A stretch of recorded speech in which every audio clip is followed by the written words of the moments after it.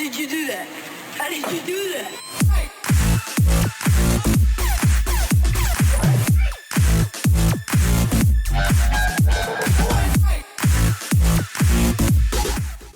Welcome back everyone to another ESO build video. Today I'm going to be showing you a rather anticipated build, and this is a Nightblade PvP build, specifically a werewolf.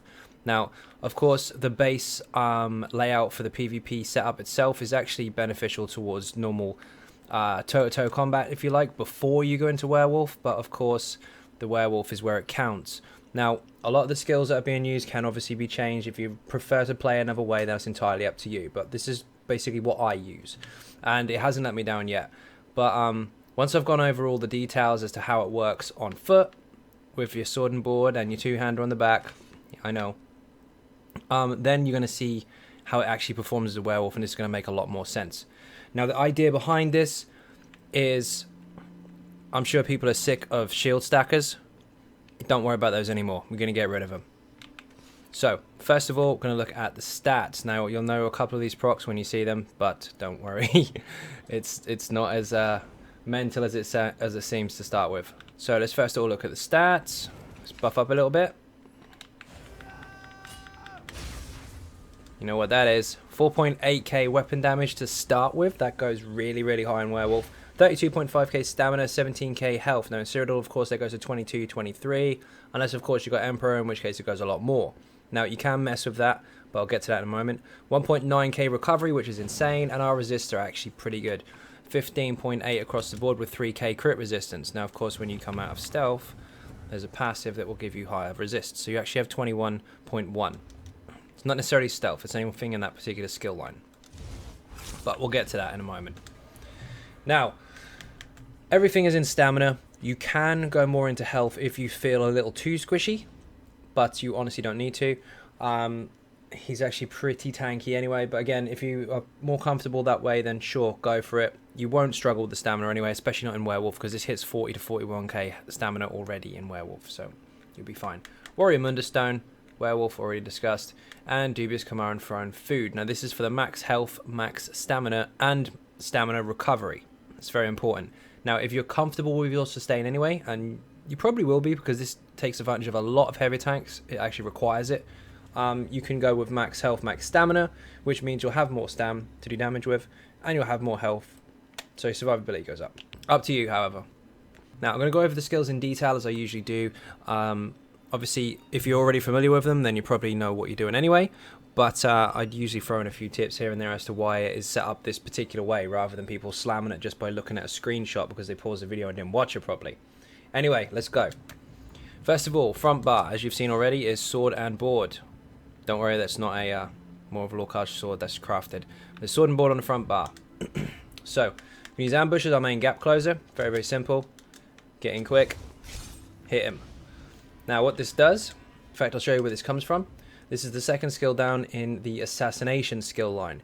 Now, what this does is it's a gap closer, as I just showed you. It goes 22 meters. You teleport to the target, dealing a decent amount of physical damage and stunning them for 2 seconds. Not only that, your next attack is increased by 20%. Now, pay full attention to this part because it says your next attack. Okay? Don't do this and light attack if you don't want the light attack to be empowered. If you want something else to be empowered, then you hit them with something else instead. But for this, we are going to be using light attack, so don't worry about that. But that's for other builds, I guess, and other setups. If you want your next ability to be 20% stronger, don't light attack in between, because it'll consume it. Dark Cloak. Now, I did used to use the other morph of this. This is in Shadow, by the way. Let me go down to the skill line. Second one down. This is Stealth, basically. You go invisible. Now, I did used to use the other morph for this, but this one I actually preference overall. I do need to scan, but when you max this out, this will give you 5 seconds of minor protection when you come out of invisibility. So, if you look at my buff timers, you'll see one which is like a little armor ability pop up. There you go, that one there. Now, that's only 2 seconds long. But if you fully level it up, get out the champion points, dum-dum. If you fully level it up to max, so this is level 4, you'll get 5 seconds worth of minor protection when you come out of that. So you evade someone's dots, damage, hits, whatever, get behind them, hit them again, and when you come out of invisibility, because we don't spam this like a magic or Nightblade, you will actually be tankier. for a short period of time, so it's very, very handy. I don't use this necessarily for getting around too much. I tend to sneak to do that, like this. But if you want to, you can, although watch your magicka because it is expensive and we don't have high magicka recovery. Generally, how I'd use this is instead of getting around and being stealthy, which you can do to a certain extent, I generally get into combat, have a little bit of a slap around. If they're giving me some trouble, I'll hide, give myself a quick heal, and then I'll get back in again. But that's up to you. That's generally how I do it. And your approach, your approach to the fight, coming back in again, you'll be tankier. Handy skill. So, get in, get out ability there. This one here, this is our taunt actually in PvE, but we're not using it as a taunt in PvP, of course. You can't taunt players unless you swear at them. But this basically debuffs their resistances. Their physical and spell resistance by 5280 for 12 seconds. It's in the sword and board skill line, one-handed shield. It's the first thing you unlock. Morph it to pierce armor, you'll reduce both resistance types. Very, very simple. Stab them. Job done.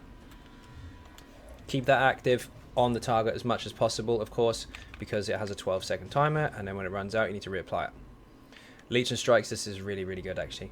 Now, if you go into the Siphoning skill line, it's the 4th one down, so it takes quite a while to get, especially if you're working on stamina, because these don't really benefit you that much on stamina, unless you're leveling, but you do need to get this as soon as possible. When you activate this, your light and your heavy attacks will heal you, and they'll restore a small amount of stamina for 20 seconds. So basically, we activate it here, turn it on, and all of these will heal you, as will your heavies. Quite nice. And give you stamina back. Now, the most important thing to note about this is that when it's finished, you restore 4,270 stamina when the effect ends. But it's based on how long it was active. So, let's turn it on.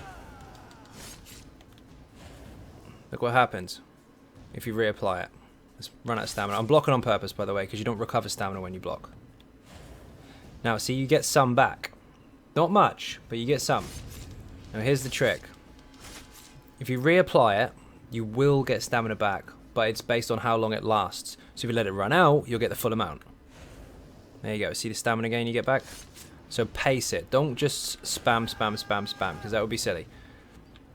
Let it run out a bit. In fact, let it run out to full if you're comfortable with it, and you'll get the biggest bonus out of it. I'll let it run out here. I've got 10 seconds of me not doing anything. Stab him. Hit him a little bit. Waste some stamina. Watch my stamina bar. 3, 2, 1. Boom. That's massive. Let it run out. You can claim back that stamina whenever you want, but be careful. Now, Reverberate and Bash, this of course is essential. I know a lot of people don't like it because it doesn't really do a lot of damage, although it's not bad, but it's a stun, which is nasty, and it defiles the target. Now, I've messed with the CPs a little bit, so this actually reduces the healing received and the health recovery of the target by 42%. So those heal stacking Templars that can just live and live and live and live forever, hit them with this first before you give them some trouble, and they're screwed.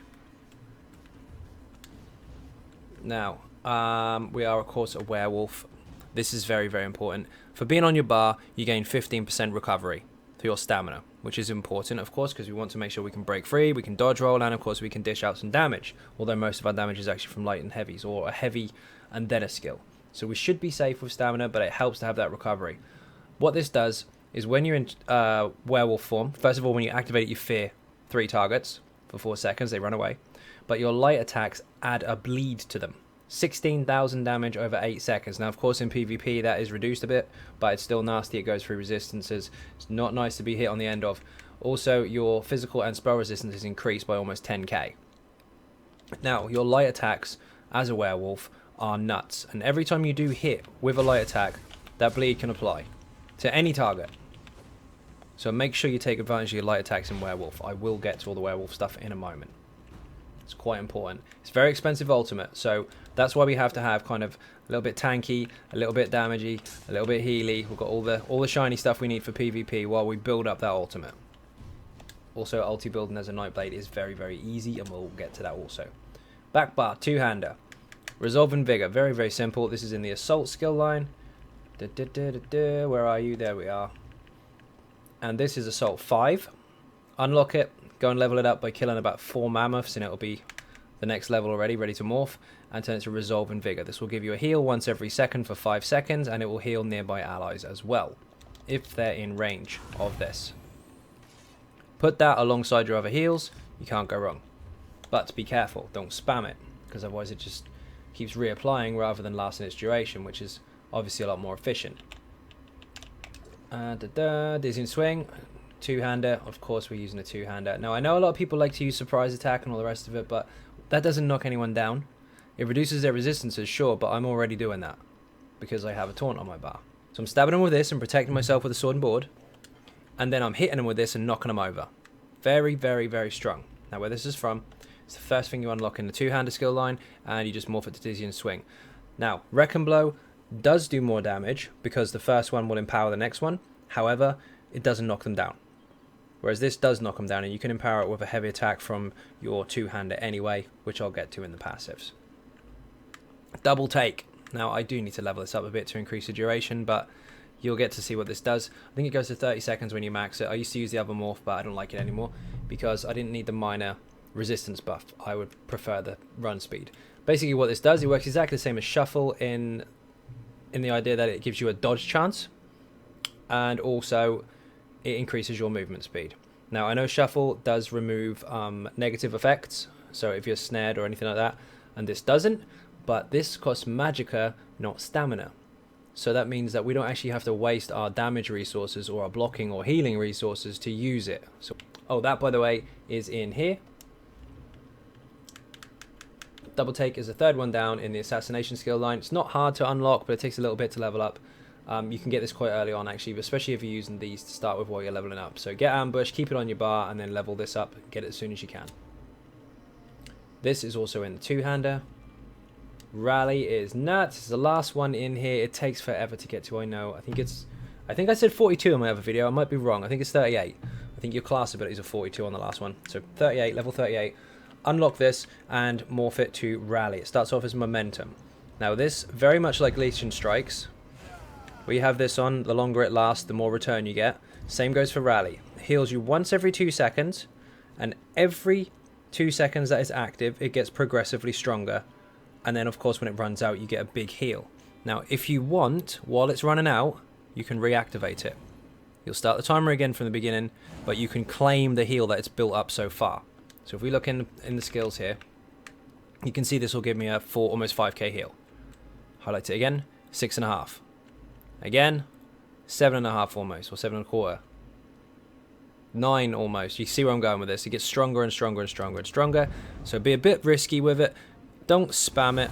And then when you're really, really low, give it a big boost and you get a massive heal from it. It's really, really powerful.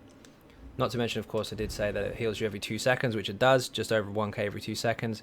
And most importantly of all, you've got to keep this active all the time because it gives us major brutality, increasing our weapon damage by 20%. We do want that. We get it as Werewolf as well, but I'll explain that. That's in a different skill set. But while we're not a Werewolf, we want that on. Reverse Slice, last one in the two-hander that we need to talk about. This is your Execute. Now, I know a lot of people like to use Killer's Blade, of course, because you can hit really, really hard with it, in fact, on single target, but this is splash damage as well. So if you're in a brawl or you're in a big fight, a few people, and you start swinging this about, you're going to do splash damage, and it's really, really powerful. Now, the ultimate on the back bar is entirely up to you. I preference Incapacitating Strike, which is in the assassination skill line, just here. Very, very cheap ultimate, only costs 70, which is tiny. Does a huge amount of disease damage, and stuns a target for 4.5 seconds. Also, for the next 6 seconds, that target receives 20% increased damage from you, anything you do to them, and it debuffs them, reducing their healing received and their health recovery by 42%. It's not actually set at 42, it's set at 30, but I've buffed it with the CPs. So major defile, basically. So you hit them with this, and they're stuffed. 6 seconds worth of you smacking shit out of them, and they can't heal properly. Very, very powerful. If you're not going to go Werewolf, you don't have enough ulti to even try it, or the situation doesn't permit it, that's the ultimate I like to use. And then I finish them off with either a Dizzy and a Light, a Heavy, or a Execute, whichever is relevant at the time. But it's a very, very powerful hit. Okay, now the werewolf. I'm going to go over the werewolf passives as well, which I don't usually go over the passives at the same time, but we're breaching into the kind of passive area of the video anyway, so I'm going to go over it all as much as possible. Now, I've already mentioned this. If you turn into a werewolf, you fear people instantly. You also do bleed damage from your light attacks. That is very important to the build. The light attacks is the essential part, which I'm going to explain in a moment. I'm going to go werewolf and show you. Now, this is a pounce, it's a gap closer, 22 meters range, and if you hit the target, you land on them, you do splash damage to nearby enemies. Quite nasty, that's your get in quick button. This is your heal. Now, these are all morphed, by the way, so this is the end morph of each one. This is your main heal. Do not spam it. Activate it, first of all. When you max this out to level 4, I have done on a couple other characters, you get 20 seconds worth of increased weapon damage. But it's expensive. This is your big heal. It's the only one you've got. We're not magicka based, so we don't have a huge amount of magicka to contribute to this to make it really, really powerful. So use it when it counts. Don't spam it. Rouse and Roar. This will fear up to 3 enemies, making them run like hell for 3.5 seconds. I think it goes to almost 4 seconds if you max it out. And it'll set them off balance as well, meaning your light and heavy attacks hit harder. Grants major brutality to you and nearby allies, so it's a buff also. So you need this active at least once every 20-ish seconds. Howl of Agony, this is very, very important. I mean, these are quite hard to level 4, but more for them in the first place isn't too bad. It's a single target hit, it's got 10 meters range, and it will knock them on the ground. Also, it deals more damage if they are feared. So if you fear them first, then hit them with that, it really, really hurts. So Rouse and Roar first, this second. Claws of Anguish, this is nuts. I usually follow this with a heavy attack and then do it again and do it again and do it again. It's quite nasty in a big area of effect fight, like a brawl or something like that. You got a load of people in front of you, start slapping faces. It's really, really fun. It does physical damage to enemies in front of you. Additional to the physical damage that they get hit with to start with, it adds a disease dot to each target that it hits. And it applies Major Defile again, 42% reduction to healing received and recovery, health recovery. It's pretty nasty. So you must have this on target if you want to slap them about. Now the passives. Increases the stamina of your heavy attacks restore by 100%. Make sure you heavy attack. You're going to need to. Keep your stamina up. We are going to need it because what happens when we light attack will make us run out of stamina quite quickly if you're not careful. Increase the duration of your werewolf transformation by 3 seconds every time you take damage. This effect happens once every 3 seconds. Now, you want to get hit, basically. The more you get hit, the more duration as a werewolf you have. Obviously, once every 3 seconds. You are limited as a werewolf, which is why you have to feed off of dead bodies. But if you have multiple people with you, the more werewolves, the longer you keep the uptime of. Increases your weapon damage by 18%, which is fucking massive. If you're a werewolf, you hit hard. And of course, this one's just to turn people into werewolf. Someone's given me a weapon buff.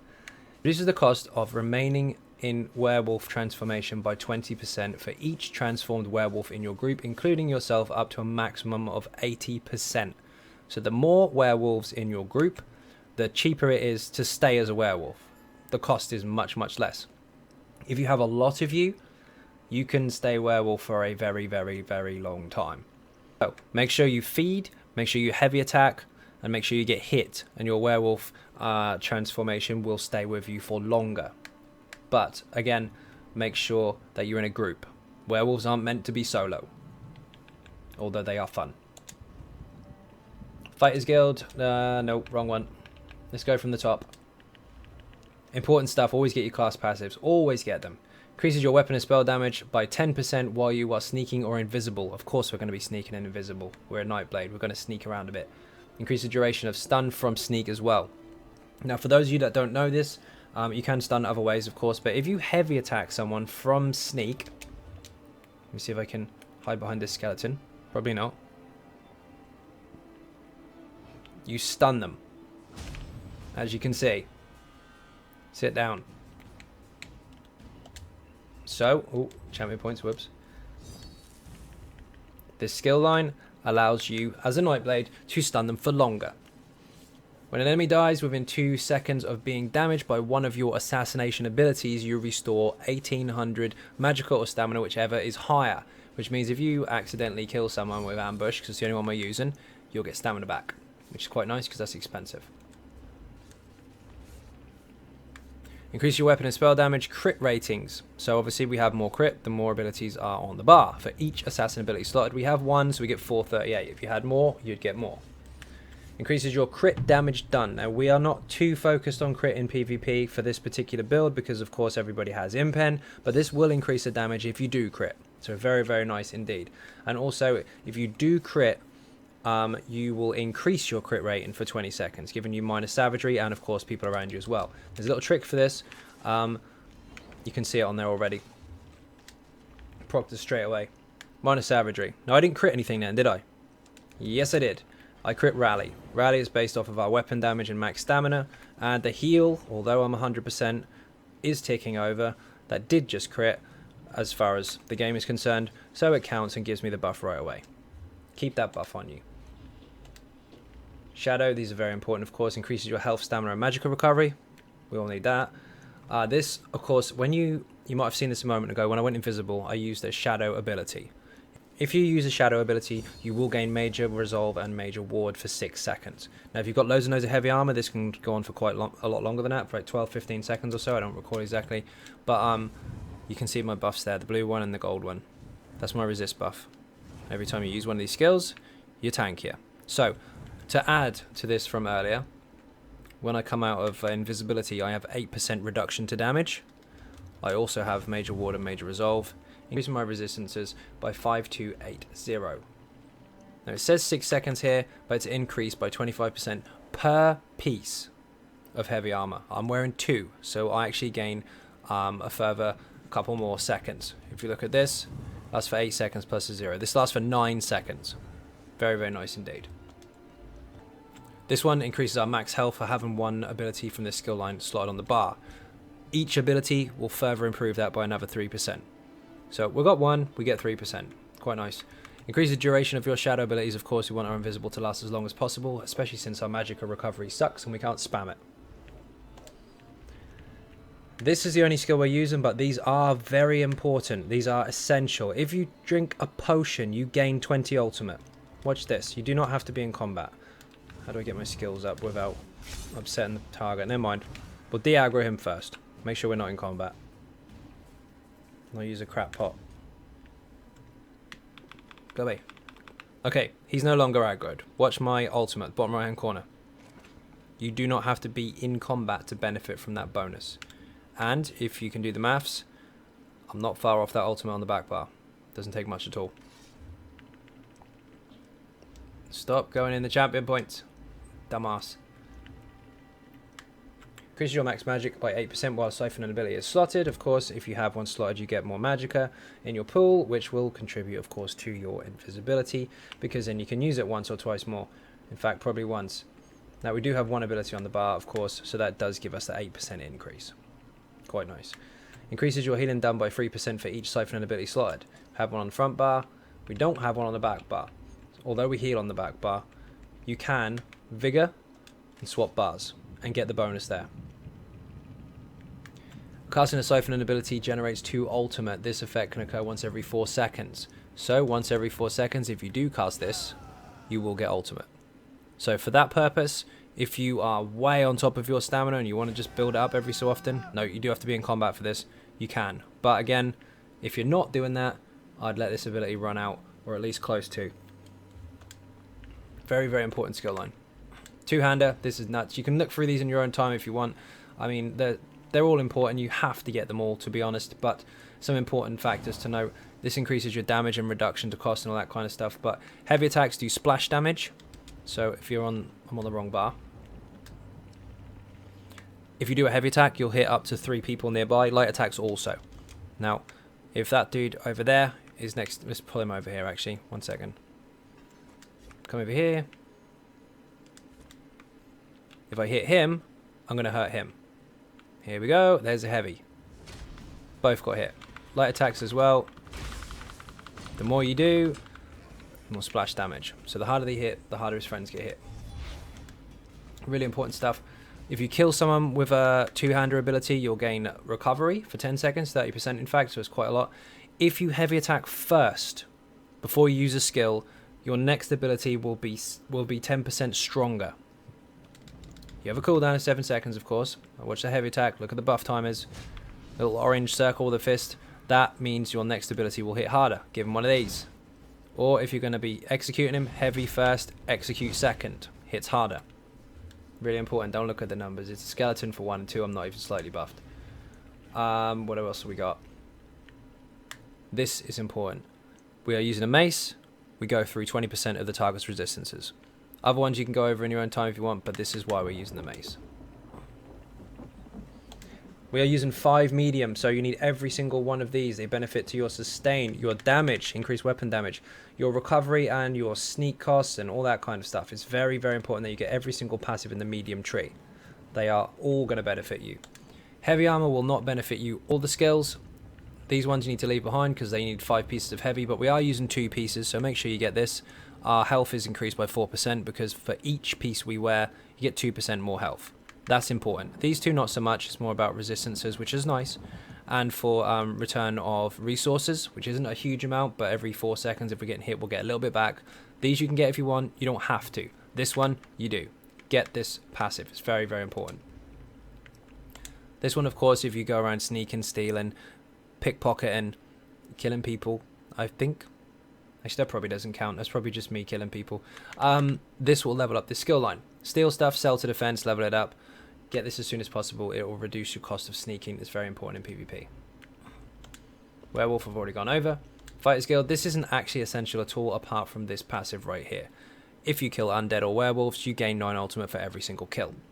Undaunted, this is essential. Get your dungeons done. Don't go in dungeons in PvP gear.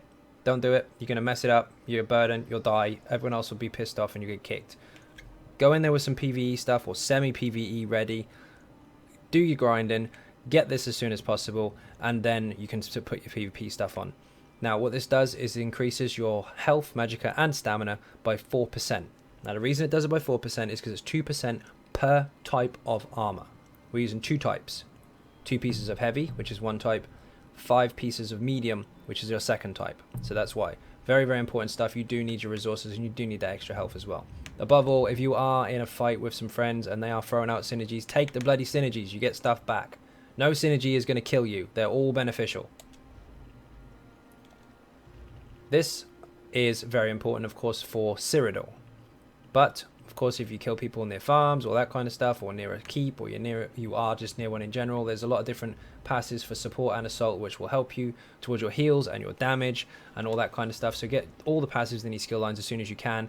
Make sure you get this. When this is maxed out, for killing a player, you will get 20 ultimate. It says 10 there, but when it's maxed, you get 20. That's really, really important. We are a wood elf. Yes, a different race for once. You can be imperial if you want the extra health and stamina. You can be a red guard if you want the extra stamina and some recovery and a little bit of return every time you light attack, which we'll be doing a lot. You can be an orc if you want to, with max health, max stamina, increased melee damage, which will help because we're doing light and heavy, and faster running. In fact, orc would be really fun with this. But you don't have to be any of those. You can be whatever you want. Personally, I'm a wood elf. 21% recovery. Disgusting. 6% increase to your maximum stamina and a reduction to poison and disease damage. Now, that's not massive, but while you're a werewolf, you do take more of that type of damage. So we just buffed it a little bit. It's quite nice. And of course, reduces your detection radius in stealth by 3 meters and increases your damage done while in stealth. So if we do damage from stealth, we hit harder, and if we're sneaking, we're harder to find. And as we should be, because look at the size of him compared to the skeleton. He's tiny. He's a whole head shorter. If you stand next to an orc, you look ridiculous. I think I'm shorter. Am I taller? No, I'm shorter than Happy. There you go. Happy's taller than me. Have I got any more passives to go over? Yes, alchemy. This is essential. Every single class, race, every single character you ever own should have this skill. Increases the duration of your potions by 30%, meaning if you have something that would normally last around 30 odd seconds, it will last 47. And the cooldown is 45. So your potions will last as long as their cooldown. You can keep them up forever. Very, very important stuff. Now this is going to start making a bit more sense. Here we go. The gear. This is why I said shield stackers are dead. Okay, sword and board on the front bar. First of all, gladiator's sword and gladiator's shield in impen, by the way. This particular set is crafted. It is crafted just outside my house, actually. I'll show you on the map in a moment. Actually, I'll show you now. Which is just here. In the Gold Coast. Very easy to get to. Especially if you've been in my house. Now, This set does have crit, it does have weapon damage, which contributes overall to our damage, of course. Crit depending on the target. But, quick drink there. What this does is when your target is below 25% health, you add 1800 weapon damage to your light and heavy attacks. So if you're light and heavy attacking like hell, especially at lower level, they get destroyed. This is very important for Werewolf, by the way, because we light attack a lot.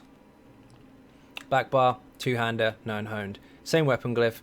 This is why.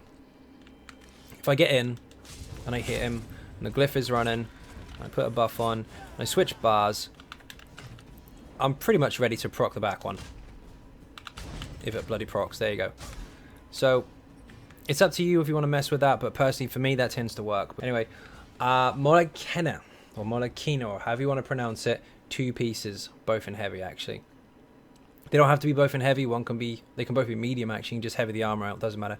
But as long as you have 2 pieces of heavy on your body, what this does, it gives you increased weapon and spell damage for the first piece, and then when you deal damage with 2 consecutive light attacks, you trigger overkill for 6 seconds, increasing your weapon and spell damage by 4, 9, 8, and also makes your abilities cost more.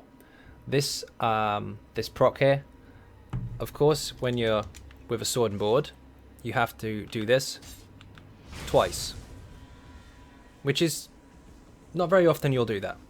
Little trick, by the way, you can light attack swap, light attack dizzying swing. You see what I did there? Light swap. Haven't done anything else yet. I've got one more light attack built up. So light swap, 30 seconds worth of me doing nothing until I do my next light attack, and it'll proc. So you can do that, but anyway, that's not the way we proc it. In general, we proc on the Werewolf. I'm going to show you how that works in a second. 5-piece gladiator, I've already gone over that. And the other 5-piece is a shield breaker. All this is in pen, by the way. Now what this does is increase our stamina, which is nice obviously to our damage, recovery, which we do need, weapon damage, which we do want to hit harder, and of course when you deal light or heavy attacks against a player with a damage shield, you will deal additional 2.3, almost 2.4k oblivion damage to them. Oblivion damage is raw damage that just goes through everything. It's flat as hell. That is exactly how hard you'll hit them. It's really nasty. And if they have a shield, it will go through it. Now, this damage proc does not work if they don't have a damage shield active. But if they do, they're stuffed. So you get these sorcerers with 3 or 4 bloody shields on them. So, I don't know, they've proc barrier, they've used hardened ward, they've used harness magicka, and they're using heal and ward all at the same time for God knows what reason. Doesn't matter. You're going to go straight through it. Now, of course, that's quite difficult to do when you're doing this. And it's quite slow, isn't it? You could be there all bloody day. But what about if you do this?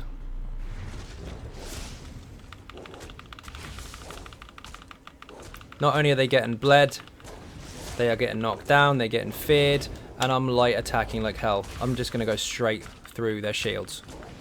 Now, I'm going to show you an example of this in a moment, but as you can see, I'm not using many skills. In fact, I'm barely using anything. I'll keep my buffs up, I'll fear them, and I'll knock them down. But my light attacks bleed. This major defiles them, so they can't heal. 2 light attacks procs Kina.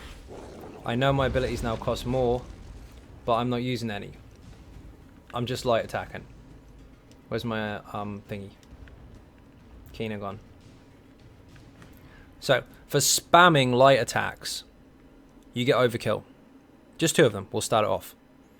For hitting with a light attack, your weapon glyph will proc. And for spamming light attacks, every light attack that you do will go straight through a damage shield. Now, just to note, this is any damage shield. So they don't have to be a sorcerer stacking shields. They could be a tank stacking igneous shields. The more shields he puts on himself to protect himself, the more damage he is going to take. So if they're up against this, and they are just packing shields left, right, and center, you are going to kill them. They turn the shields off, you now got to do a bit more raw damage, got to slap them about a bit, throw down some stuns and fears and all the rest of it. But if they're packing shields, they're stuffed. Jewelry, by the way, of course, is the shield breaker, and we've gone weapon damage on everything. Okay, now I'm going to go over the CPs real quick, and this will make a lot more sense, of course, as well when you see these. 34 points into Warlord, so we've reduced the cost of our break free. We're going to be doing that a lot in PvP. It's very important that you do so. There's your 14% right there. 75 points into Mooncalf, giving us 14% stam recovery. Do not put any more points in here. The next point you'll get is 14.07. That 07 means nothing. You'll get nothing from it. The only time you'll benefit from it is if you hit 15%, which is going to cost us 25 points to get there. Don't do it. It's a waste. You could use them somewhere else. 43 points into Tenacity. We will be heavy attacking a lot. Don't just spam abilities. Heavy attack first, hit second, because then you will get your stamina back. And of course, because we're using the Kvatch Gladiator, we hit really, really hard. 28 into Tumbling. This is to reduce the cost of dodge rolling. We will be doing dodge rolling quite a bit. We have reduction in medium armor passives, but we do need it here as well. Before, I did go over this briefly, saying that it increases my major defile strength, and it does. It reduces the effectiveness of people's healing. Now, this is increasing the effects that I have that do that. So anything I've got that reduces their healing, this makes that more aggressive to them. It makes it stronger. 11 into Bless for a little bit of healing. Not much though, because I need more points into damage. 37 in Master at Arms, 37 into Physical Weapons Expert. This will increase our light and heavies, which we do a lot. This will increase our flat hits, which we have loads of, and this will help us take down those shields.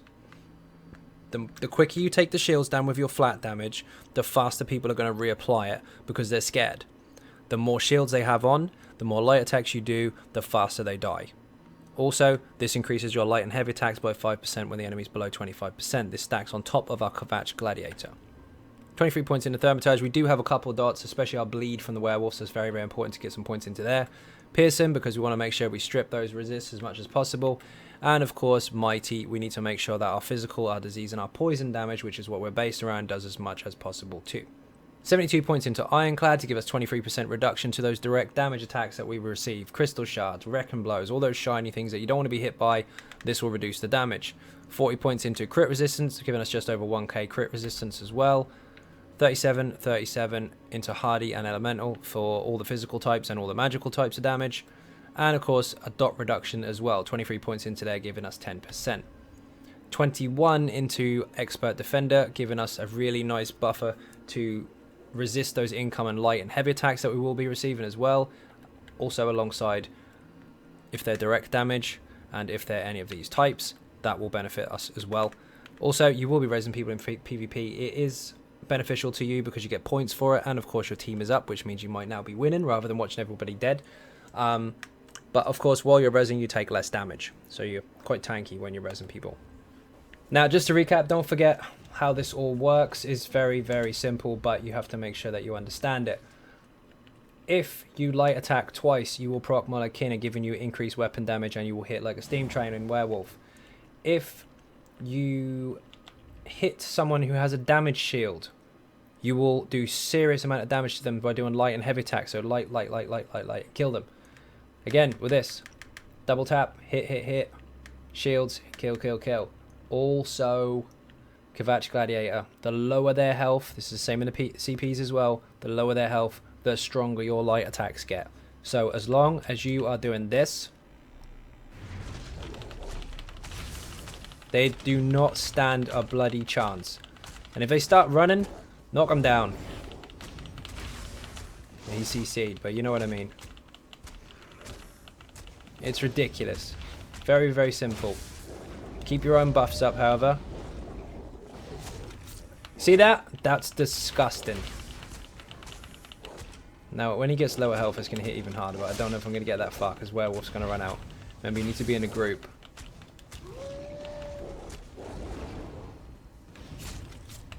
He's not going to make it, but it gets stronger anyway.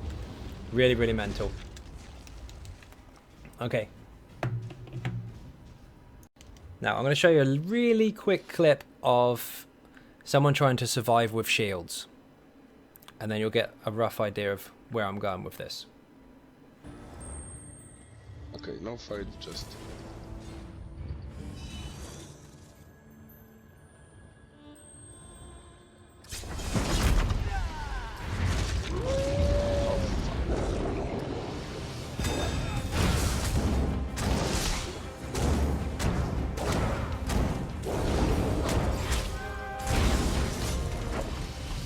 It's a lot of damage.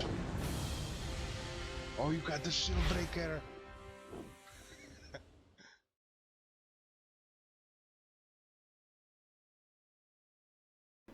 So hopefully that helped. Hopefully that wasn't too confusing. Like I said at the beginning, you can actually set this up just like every other Nightblade if you want, with the gear on and just be a werewolf. But I kind of wanted to make sure that the build was successful outside of werewolf as well, and it is. It's really, really nice. Remember, 2 major tips.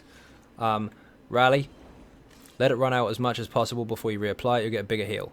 Siphonous strikes, same applies. Make sure you're light attacking, make sure you heal off them, and reapply that when it runs out if you can help it, if not just before, so you get the biggest boost out of that. Anyway, hopefully that helped. Have some fun with that, and again, go in a pack. Don't go on your own, you will get killed. Not necessarily all the time, it's bloody strong on its own, but the more of these you have, the better. Okay, so first of all, thank you all very, very much for watching. I fully appreciate the support, and if you're not subscribing, please do hit that button. It is free. Furthermore, if you want to help support the channel outside of YouTube, there are some links in the description for Patreon, Facebook, Twitter, and of course the website xynodegaming.com. Once again, thank you all very, very much for watching, and bye-bye.